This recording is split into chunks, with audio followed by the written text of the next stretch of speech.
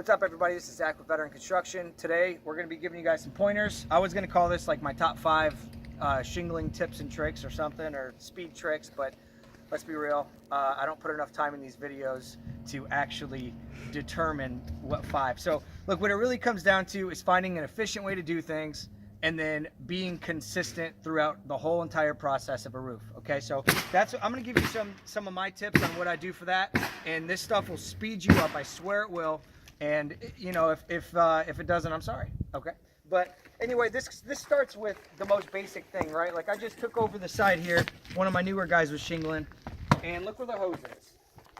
You know, the hose ran all the way around this whole hip here, and then around to this edge. So it's gonna keep sliding off that roof. It's gonna keep getting in my way.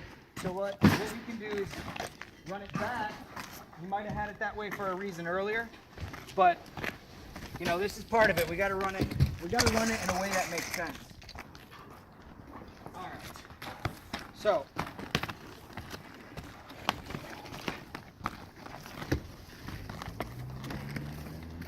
earlier it would have been in James' way. Now it's not, right? So now we've got the weight of the hose on the roof. These Flexzilla hoses are really nice, by the way. I'll never probably buy any other hose to shingle with. Okay, but now we don't have to worry too much. We can even pull this out this way. We don't have to worry too much about our hose sliding off and causing shiners. Okay, so that's one thing. And then whatever you do, if you wear a pouch, you know, do that consistently. I don't, because I've come up with methods to, you know, shingle for long periods of time and not be weighed down by a pouch. All right, so if you're gonna be spreading your nails out, do it the same way every time. I just put it roughly where I'm gonna run out. There's other videos of me talking about that. Okay, and then let's just get straight down to the most important thing, okay? And I can talk about my starter and things like that later. This stuff's gonna play a big part in how fast you are. But for the most part, you wanna do the same thing on your runs. The gravy is what I call it, right? When you get to that gravy run where you can run up a whole bundle or even more before you get into your next obstacles, pipes, or whatever it is, okay? So don't get me wrong, you have to get good at the cut up stuff in order to be fast overall on a roof. My motivation to get good at the cut up stuff was I always wanted to get to that gravy run because that's what I mastered first. I got good at running these runs very quickly. So when it was to get into a pipe and everything, I was always trying to take that gravy run. And that in turn sped me up throughout the whole day, and I eventually got really good at getting around the obstacles, okay? So first things first, you wanna spread your shingles out in an efficient way and consistently. You wanna do the same thing over and over. So what I do is I feel for the reveal, and it's down here, okay? And I'll bring this over to here. Now I've actually changed this since I started doing the shingling competitions, or the challenges, I guess. I used to take my knife and cut it open. I still do that from time to time. But one thing, two of the challenges did was they took the bundle and they went like this. And they peeled this back. And that worked for them. You got this thing flapped. I always say kind of fold them like a deck of cards or whatever, make that little fan. All right, and then they're ready to go, okay? Now, the reason I felt for the reveal is because you want this shingle with the reveal side down, okay? That way it slides right into position a lot easier. So this one will go like this, and this one's gonna be ready just like that, okay? Now that's gonna be a lot quicker than if you set them like this. So you'll see in a lot of videos, you click on probably half of the videos, you're gonna see people with their shingles like this. You will never see me doing that, because what you're gonna have to do is, instead of coming out with a smooth one and a quick turn, you now have to do a spin to get it into place and a flop. All right, so that's no good there. So we got, oops, which way is this? This goes that way. Oh shit, I done screwed it up. Take them off. We'll just leave those two out. There you go. 4. Okay, so now what I do is, this originally started, there's usually 20 to 22 shingles in a pack, right? So these shingles come together.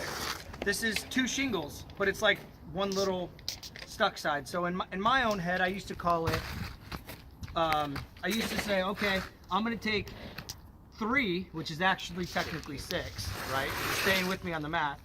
And I used to go put it down there, and then I'd put 4 and 4, which would be 6, 8, and 8, which makes about 22 shingles, okay? That's how I used to do it. Since then, I don't spend as much time with the particulars of that, okay? What I do is I put my bundle roughly where a whole bundle is gonna run out. I've got it opened and flapped. Pretend I just did that real quick. And then what I do is leave 6 shingles or 8 shingles, whatever. And you just bring them, start dropping a little bit until you get down all the way down to the bottom. All right. Now it's better. I'm just gonna put these up here. It's better to have to reach for shingles than it is to step on them. So what I mean by that is, if I'm coming through here and I'm shingling,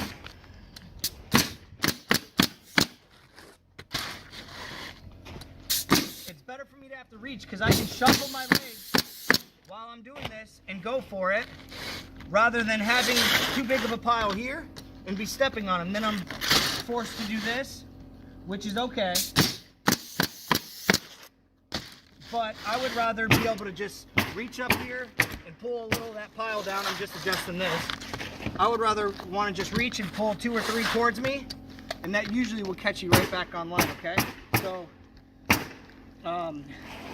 that's the consistency behind doing that run. That's going to speed you up more than anything else. And a lot of people think that nailing fast is going to make you fast. Nope. What it does is it makes you sloppy, okay? So like I said, efficiency and consistency, it goes along with quality. A lot of people say, or comment on my videos, and they're saying quality over quantity and all this stuff. It doesn't count if it's not quality. Like, what do you, it doesn't make any sense to me that people are even saying that. I'm clearly putting the nails where they're supposed to go and everything like that. So I'm not going to be the fastest hack. There's no glory in that. So, and believe me, I used to be a hack, and that's why these videos are so important to me in making this channel, because I was taught by people who didn't know what they were doing. They did actually very little teaching. And, you know, I got a lot of my experience on warehouses, big runs, 5 bundle runs, you know, a 660 square warehouse. Of all the employees, we did it in sections, a couple different 120 square sections or something like that. Of all the employees that went through that company at that time, I was the only person who tore off and shingled on absolutely every section of that building. So I got a lot of experience doing that, and that's how I got really good at these runs. And I mean, there's still even stuff that I learned. Like I said, I just changed how I'm opening my packages. That was back, you know, I'm 29 now. That was back when I was 22, 23 years old. So there's always room to grow. So I want you guys to keep that in mind here. But back then, they would just be like, just slap it on. It's just a warehouse, you know. And if you look down that roof, it was snaking. It was just nothing but waves, you know. And I didn't know any better, because really I just thought, like, oh, it's not going to leak, whatever, it's good. And they're not. And it's terrible, you know. And there was no management back then to tell me the right way to do it. And it took one guy coming up, and I've talked about him several times on this channel here. His name's Ducky, and he is very fast. The guy shingles just the way I do. He's in his 40s, and he's not changing nothing. He shingles standing up. He keeps his one little pouch on him, right on his side, holds 4 or 6 coils and his knife or whatever, and his little hammer or whatever. So, you know, he came on, and I remember specifically me going, don't even worry, just slap him on, man, you know, whatever. And he's like, no. And he burnt all of us, stung us all. He beat us all by leaps and bounds, and he put him on way straighter, way more correct. And he ended up being the one that molded all of us into decent shinglers. And, you know, I really would love to get back up on that building and show you guys how straight one of those sides are. Me and that guy pounded out. I mean, we ended up shingling for years after that. So, you know, you can be a hack before and still fix it. Believe me, it's better to be good and efficient and fast and correct than it is to be just fast and sloppy. I promise you. So, I just wanted to share that with you guys now. Okay, so our next thing here is we want to get to nailing. Like I said, most people want to nail very fast, speed nail, and they think that it's going to make it up, okay? But you could literally, I want one of you guys to do this if you guys are good at this stuff. Go ahead and cut a section of my video out anytime I'm doing a 1 bundle run, and I want you to go ahead and add in there someone who's nailing really, really fast. nine out of 10 of those people that have other videos out, there's a few of them that will be pretty comparative if they're speed nailing, but again, that goes into a pace that you can hold all day. Are they going to be able to carry that pace for a long period of time? The answer is no. There's a good chance it's no. If they can do it for one day, good luck getting along for the week, let alone a whole shingle season if you got a really big busy company you're working for. Okay, but if you guys are to split that up, there's going to be a very minute difference between me, who's doing these tricks that I'm teaching you, and someone who's just getting them into place real quick and slapping it on fast, right? So let's just take it to the pure basics of nailing real fast, okay? And let's go with how you set your shingle first, okay? So you see, I'm getting my gun there, I'm hooking this little lip, all right? And I'm sending this shingle over, and I'm letting it slide, and look where I'm putting my fingers. I'm getting it close and getting it right there. Now, one thing I will admit is if this shingle were to be right there, or right here even, there's a good chance I'm not going to waste all day on this shingle trying to get it correct, okay? You won't see it if it's a little bit. Usually I'll give it a butt, and if it's close enough, it's good. If it's down like that, I'm definitely going to make an adjustment. But sometimes when you're butting this left side, this is one of the only things you let slide a little bit on a roof, is if it's close enough, it's good enough. And don't take that wrong, none of you guys. When I say close enough, I'm talking, go ahead and get a close up on that. You know, like I would let that slide. That's what I'm talking about here. I'm not talking about that. I'm not talking about that. I'm talking about something close, right? Somewhere in that range.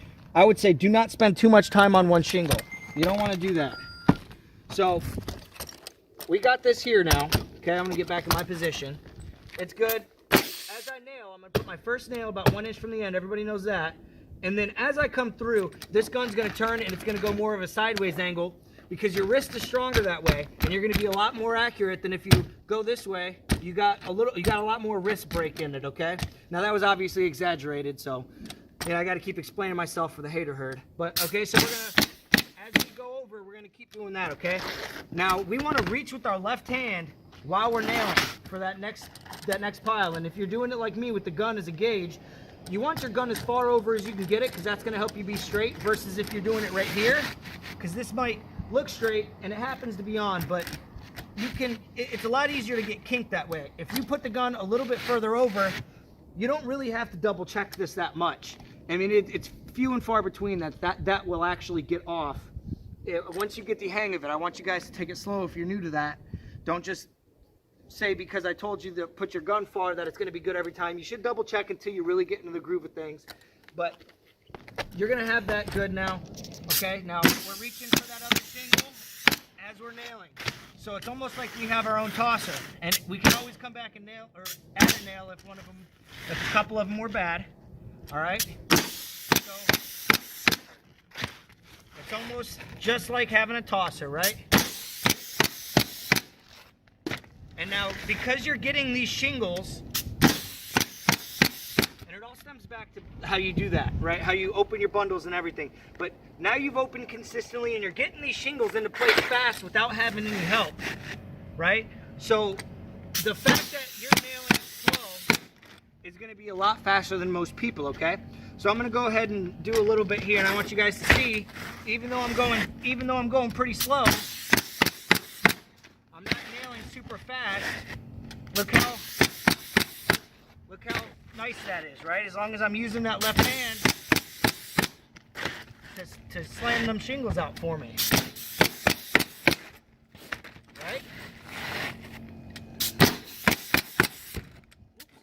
So eventually you'll get a little bit faster, and you will be allowed to nail a little bit faster, okay? Now again, you'll see me nailing a little bit fast sometimes. I do that, but it's controlled nailing. 9 out of 10 people that I probably said that number a bunch of times, but 9 out of 10 of these they're all missing the line, okay? They really are. So make sure you're doing that correct. All right, so that's gonna help you guys on your runs. I guess we can just make that the video. I'm gonna be making plenty more videos on this.